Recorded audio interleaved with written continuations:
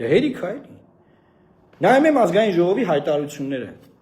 Բանը, օթերը կփակենք, հեծը բան կանենք։ Մեկը կանգնել է Սամվել Կարապետյան վերենգի տեղ։ Դուք ախր լավ, այսօր իշխանություն եք, վաղը չէ։ Արա չափ կա, ձև կա, բան կա, լավ, բայց իշխանությունից հետո ինչ եք դուք անելու։ Ձեզ փողոցներում ասել են, արա դու հիշում ես ինչ եք խոսում։ Դուք ու կալիբրը, ու ռազմախը, ու թափը, ու գլխի մեծությունը բանը ֆիքսել ես։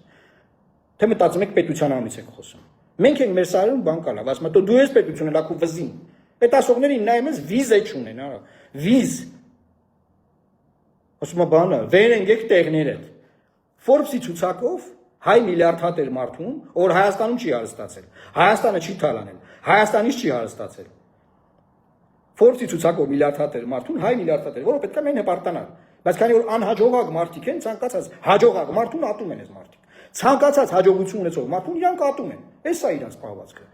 Forbes-ի ցուցակով միլիարդատեր մարդն ասում են վերենգի տեղը, հա, էսա։ Այդ մարդիկ այնքան մակարդակով մարդիկ են, այդ մակարդակում ոչ ձեզ կպատասխանեն, ոչ է։ Բայց դուք եք եկուց ամաչել։ Դուք եք ուս փողոց չեք դուրս գալու։ Սա ինչ պահվածք է, սա ինչ ձև է։ Այդ ձեզ հավաքեք։ Ես ում տեղն եք ձեզ դրել։ Կադաֆին, որ Կադաֆին էր, Կադաֆին տեսակ ինչ արեցին։ Դուք ով եք։